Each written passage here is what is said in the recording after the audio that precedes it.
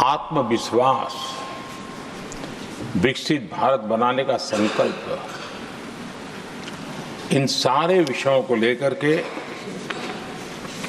विस्तार से चर्चा की है। देश को आगे की दिशा भी दिखाई है। आदरणीय राष्ट्रपति जी का अभिभाषण प्रेरक भी था, प्रभावी भी था और हम सब के लिए भविष्य के काम का मार्गदर्शन भी था। मैं आदरणीय राष्ट्रपति जी के उद्बोधन पर धन्यवाद करने के लिए उपस्थित हुआ हूं।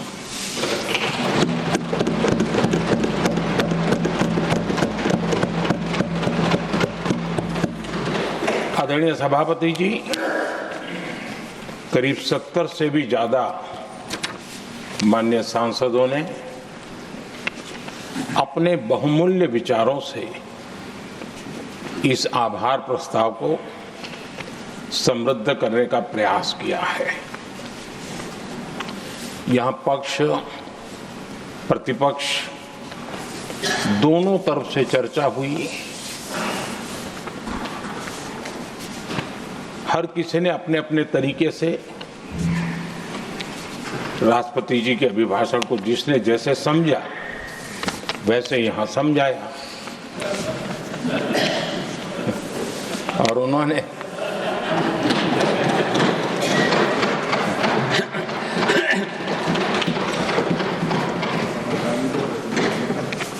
आदरणीय सभापति जी,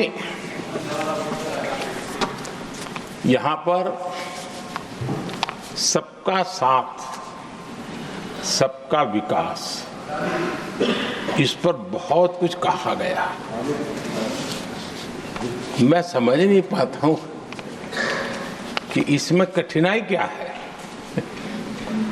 सबका साथ, सबका विकास, ये तो हम सबका दायित्व है और इसीलिए तो देश ने हम सबको यहां बैठने का अवसर दिया है और उसमें, लेकिन जहां तक कांग्रेस का सवाल है, उनसे सबका साथ सबका विकास, इसके लिए कोई अपेक्षा करना मैं समझता हूं कि बहुत बड़ी गलती हो जाएगी।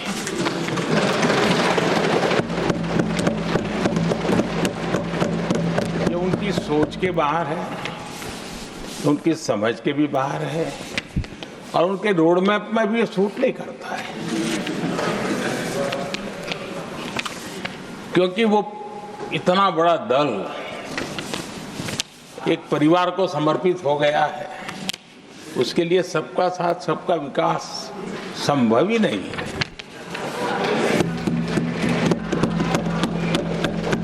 आदरणीय सभापति जी, कांग्रेस ने राजनीति का एक ऐसा मॉडल तैयार किया था जिसमें झूठ, फरेब, भ्रष्टाचार, परिवारवाद, तुष्टीकरण,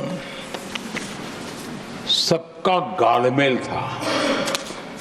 जहां सबका गालमेल हो वहां सबका साथ हो ही नहीं सकता।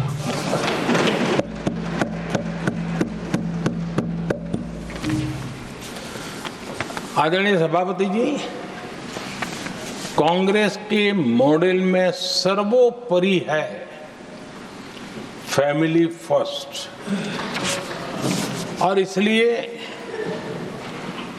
उनकी नीति, रीति, उनकी वाणी, उनका वर्तन उस एक चीज को संभालने में ही खपता रहा है। 2014 के बाद देश ने हमें सेवा करने का अवसर दिया और मैं देश की जनता का आभारी हूं हमें तीसरी बार लगातार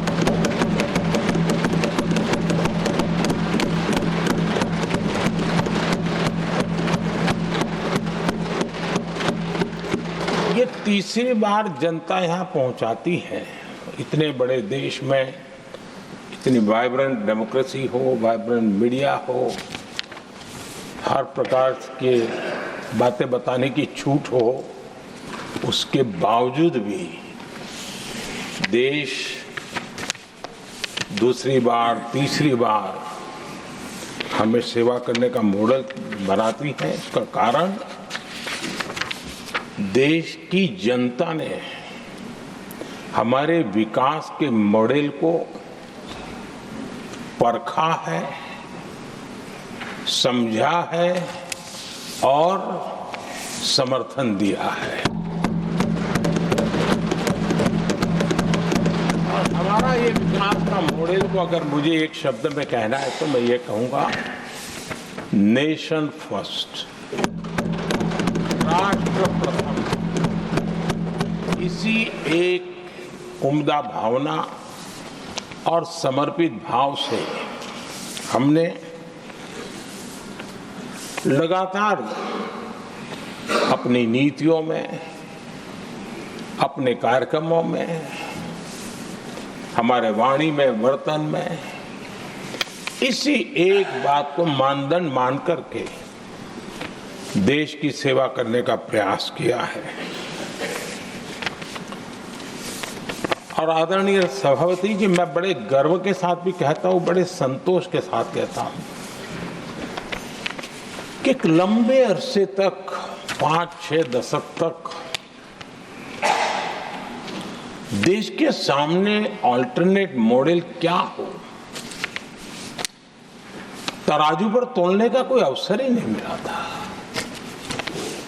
लंबे अरसे के बाद 2014 के बाद देश को एक अल्टरनेट मॉडल क्या हो सकता है, अल्टरनेट कार्यशैली क्या हो सकती है, प्रायोरिटीज क्या हो सकती है, इसका एक नया मॉडल देखने को मिला है।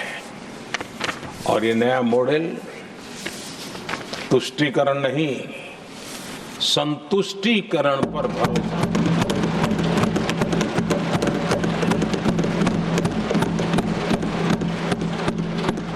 पहले के मॉडल में, खास करके कांग्रेस के कालखंड में, तुष्टीकरण, हर चीज में तुष्टीकरण, यही उनका एक प्रकार से औषधि बन गई थी उनकी राजनीति को करने की। और उन्होंने स्वार्थ नीति, राजनीति, देश नीति, सबका एक घोटाला करके रखा हुआ था। तरीका ये होता था कि छोटे तबके को कुछ दे देना और बाकियों को तरसा कर रखना, और जब चुनाव आए तब कहना, देखो उनका मिला है, शायद आपको भी मिल जाएगा। और इस प्रकार से झुनझुना बांटते रहना,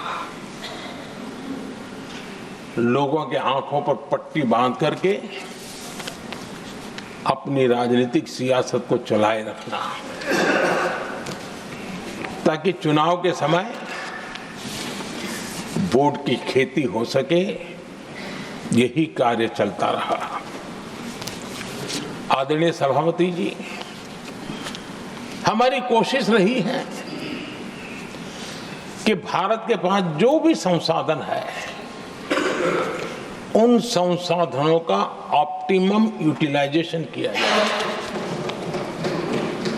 भारत के पास जो समय है, उस समय का भी बर्बादी से बचा करके पल पल का उपयोग देश की प्रगति के लिए, जन सामान्य के कल्याण के लिए,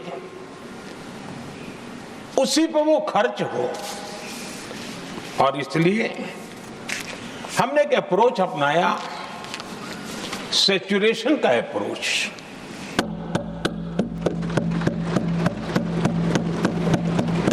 पैर उतने ही लंबे करने जितनी चादर हो। लेकिन जो योजना बने, जिनके लिए वो योजना बने, उनको वो 100% उसका बेनिफिट होना चाहिए। किसी को दिया, किसी को नहीं दिया, किसी को लटका करके रखा और उसको हमेशा प्रताड़ित करते रखना और उसको निराशा की गर्त में धकेल देना, उन सिचुएशन से हमने बाहर आकर के सैचुरेशन अप्रोच की ओर हमारे काम को आगे बढ़ाया है।